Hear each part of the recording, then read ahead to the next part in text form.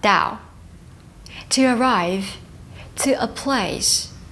When someone's been expecting you, you can say 我到了. This word is not only used for people, but can also be used for other things that reach a place. Here's another usage. If you're taking a time-based exam, the teacher might say 时间到了, time's up.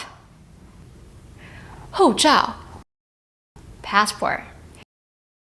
Don't forget this word if you are going traveling. I spoke about the first tone, sounding somewhat stern in last lesson. I bring this up because I once had a student tell me that this word was easy to remember because two forced tones together sound extra serious. And when traveling, passports are serious business. Additionally, who independently means protect. And our passport is certainly something we want to protect.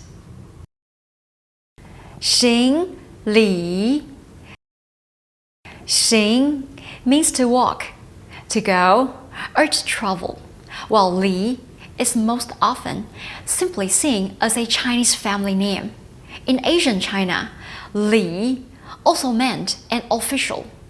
Thus, we can see how a walking official led to 行礼. Original meaning, messenger. Over time, this morphed into travel and lastly into luggage. 门 gate, door. It's also a second tone word. 门 旅行 to travel. Of course, as a rule, we want to always pay attention to the tones.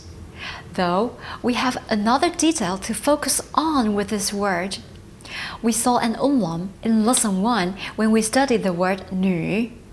Hopefully, if you remember that to make the sound.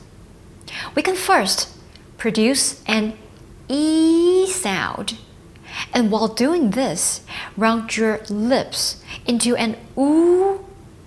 If you're doing this successfully, then you've mastered the Chinese yu. Let's practice it a few times.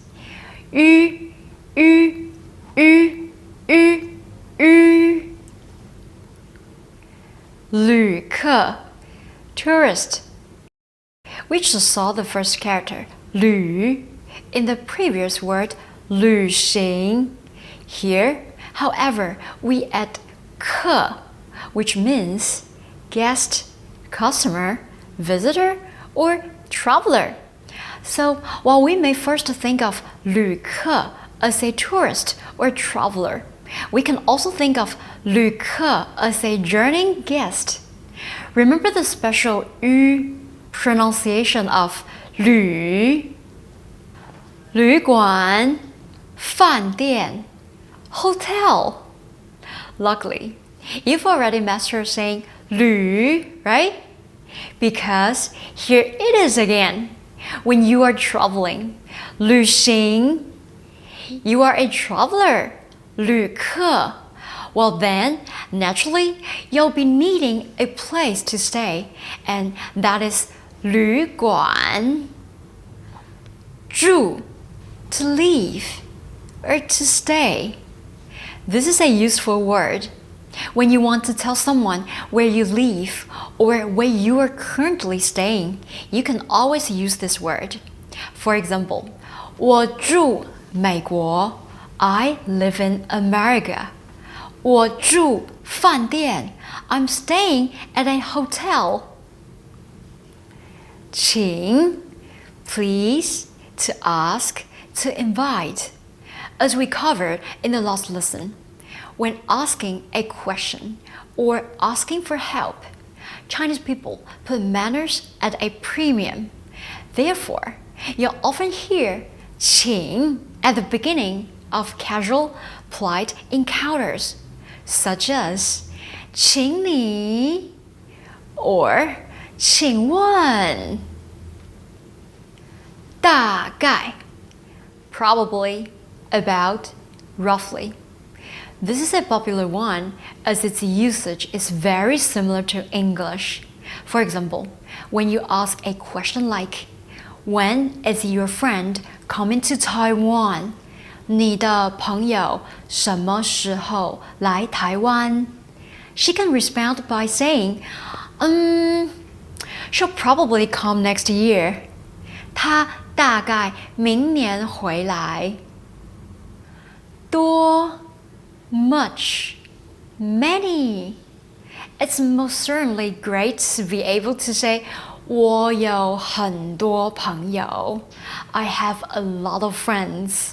But I suspect many of us would also like to be able to say, 我有很多钱. I have a lot of money. 少 few, less. This is the exact opposite of 多. Very, very often, we put these two words together to ask how much or how many. For example, 多少钱? How much does it cost? Keep in mind that you have to be careful when using 少 in a sentence. This is to say, it's not perfectly interchangeable. Well, we will say 我有很多朋友. Nobody says 我有很少朋友.